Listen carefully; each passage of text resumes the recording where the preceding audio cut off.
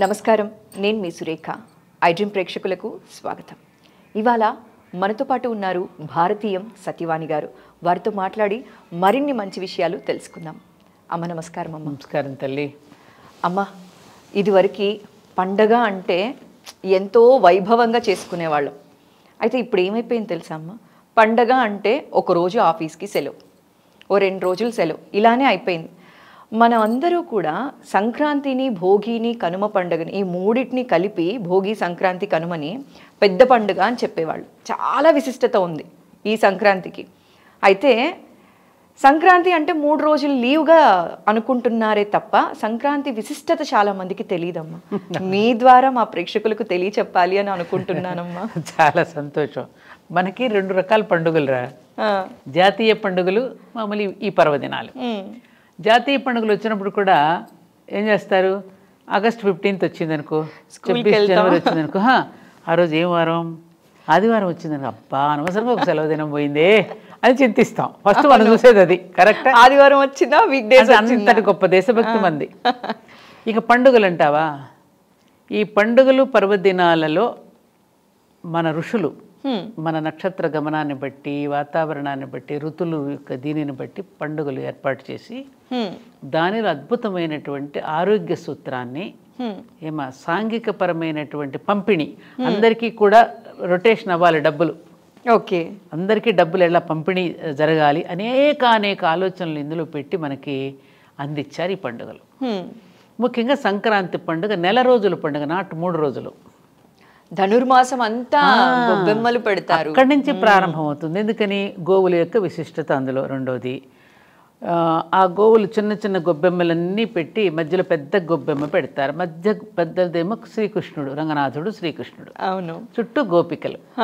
ఈ ఆడపిల్లలందరూ చక్కగా లంగా ఓణీలు వేసుకుని పెద్ద పెద్ద జడలతో పూలు పెట్టి అలంకరించుకుని పాటలు పాడుతూ కృష్ణుడు గోపికలలాగా వీళ్ళందరూ వ్రతం చేసుకుంటారు. బొమ్మల కొలువు పెడతారు, పెద్దలకి వస్త్రాలు పెడతారు. మొత్తం గొప్ప సంస్కృతిది. నెలంతా ప్రతిరోజు హరిదాస్ వస్తాడు, ఒక కీర్తన పాడి నిన్ను మేలు కొలుపుతున్నాడు, తత్వాన్ని బోధిస్తున్నాడు. అప్పుడు అమ్మ ఇంట్లో వంట చేస్తూ ఏం చేస్తున్నారే, హరిదాసు గారు వచ్చారు నాన్న, బియ్యం వేసిరండి అండి. పిల్లలకి చిన్నప్పటి నుంచి దానగుణం అలవాటు చేస్తోంది. ఆ తీసుకునేవాడు కూడా ఎట్లా, ఒంగుని దాని మీద భూమిని ధరిస్తాడు. ఆ పాత్ర చూడండి, భూమికి సంకేతంగా ఉంటుంది. అందులో బియ్యం వేస్తాం, మళ్ళీ పంట కోసం. నెక్స్ట్ వ్యవసాయం పంట కదా, ఆ ధాన్యానికి నమస్కారం చేసుకుని ధాన్యలక్ష్మికి అతనికి సమర్పించుకోవడంతో ఇలా వెయ్యం, ఇలా సమర్పిస్తాం. ఇలా ఇస్తే దానం, ఇది సమర్పణ. ఇలా సమర్పించుకుంటే అతను ఏం చేస్తాడు, చక్క వంగుని నమస్కారం చేసుకుని అట్లా వెళ్ళిపోతాడు. మళ్ళీ మడమ తిప్పి వెనక్కి రాడు పిలిస్తే కూడా. అతనికి మంచి కీర్తన ద్వారా మనలో ఒక ఆధ్యాత్మికతను మేలుకొలుపుతూ ఒక తత్వాన్ని బోధించి వెళుతున్నాడు. అలాగే గంగిరెద్దు వస్తుంది. ఆ గంగిరెద్దు వృషభం ధర్మానికి ప్రతీక, గోవేమో భూమికి ప్రతీక.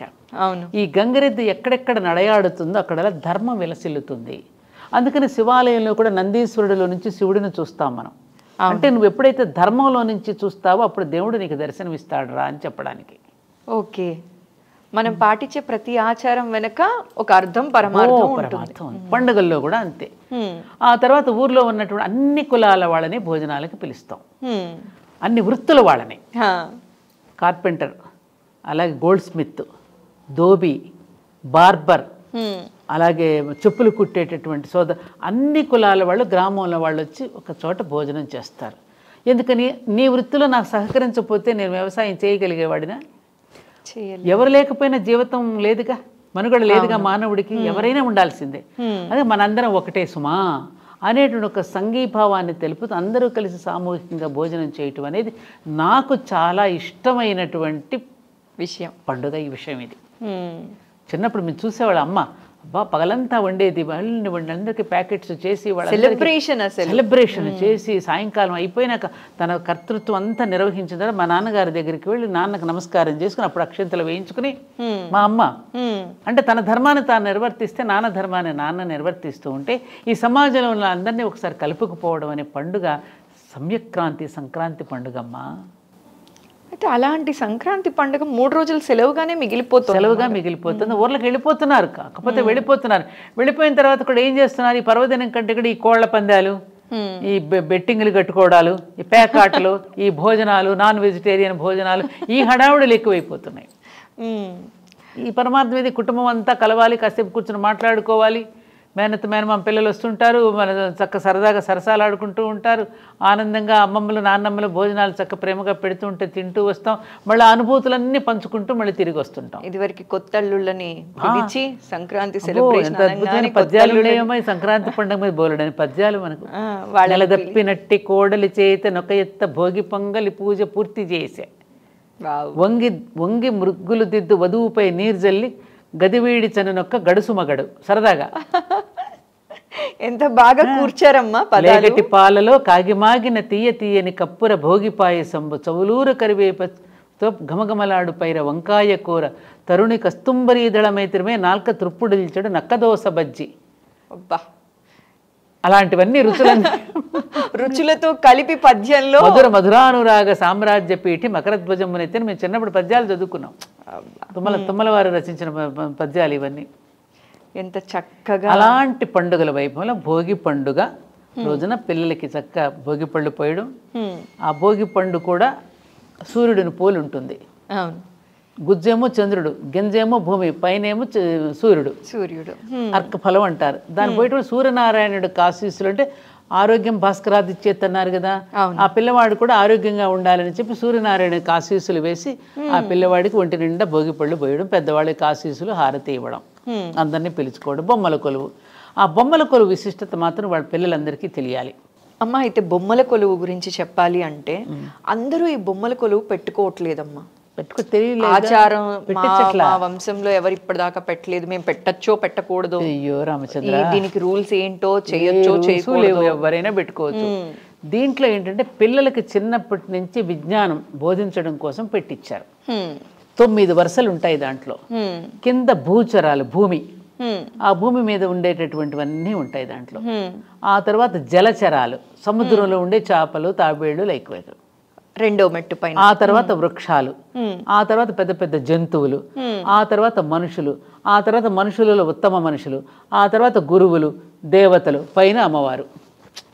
శ్రీచక్రం, ఆ శ్రీచక్రాన్ని బొమ్మల కొలువులో పెట్టి ఈ పిల్లలే వాళ్ళని సేకరించి తెచ్చి బొమ్మల కొలువును పిల్లలే పేర్చాలి. తల్లి ఏమి ఇన్వాల్వ్ అవ్వదు, వీళ్ళే సేకరించుకోవాలి ఆ బొమ్మలు.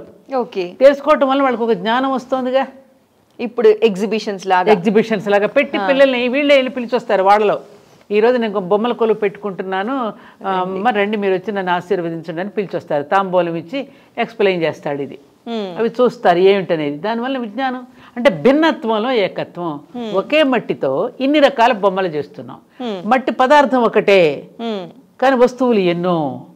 దేవుడు ఒక్కడే, దేవతలు ఎందరో. ఈ సందేశం వెళుతుంది బొమ్మల కొలువు ద్వారా. ఇప్పుడున్న జనరేషన్లో పక్కనింట్లో ఎవరున్నారో కూడా తెలియదు. ఇప్పుడు ఇట్లా బొమ్మల కొలువు లాగా పెట్టి 10 మందిని పిలవడం వల్ల ఒకరికొకరు తెలుస్తారు, ఆప్యాయతలు ప్రేమలు పెరుగుతాయి, తెలుస్తాయి. ఇవేమో ఇన్ని ఉన్నాయి. అందుకని అలాగే భోగి పండుగ రోజున ఇదంతా ముఖ్యంగా ముగ్గు వేసేటప్పుడు రథం ముగ్గు సంక్రాంతి పురుషుడిని ముందు ఆహ్వానం చేస్తారు. తిరుగుతుంది రథం, మళ్ళీ ఆఖరి కనుమ రోజున అటు తిరిగిపోతుంది. ఆ తిరిగేటప్పుడు ఇక్కడ ఈమె చేసినటువంటి రథం తాడు ఆ రథం తాడు కలుపుతారు. ఆ రథం తాడుకు ఆ రథం ఊరు చివరి పొలిమేరల వరకు అందరూ సాగనంపుతారు సంక్రాంతి. అలా కలపడం వల్ల ఏమవుతుంది, ప్రతి తల్లి ప్రతి ఇల్లాలు ఒకరికొకరు పరిచయం. ఆ రథాన్ని అక్కడ వరకు ఈడుస్తారు అందరూ. ఎంత అద్భుతం ఇది. ఇలా అనేకం ఉన్నాయమ్మా. అమ్మ ఎంత చక్కగా చెప్పారమ్మా. మన భోగి, సంక్రాంతి, కనుమ విశిష్టత గురించి చాలా చక్కగా మా ప్రేక్షకులకు తెలియచేశారమ్మా. ఈ సంవత్సరం అందరూ కూడా సంక్రాంతి అంటే ఓ 3 రోజులు సెలవులాగా కాకుండా మనస్ఫూర్తిగా ఆ పండుగని సెలబ్రేట్ చేసుకోవాలని మనస్ఫూర్తిగా కోరుకుంటున్నానమ్మా. నమస్కారం. నమస్కారం తల్లి.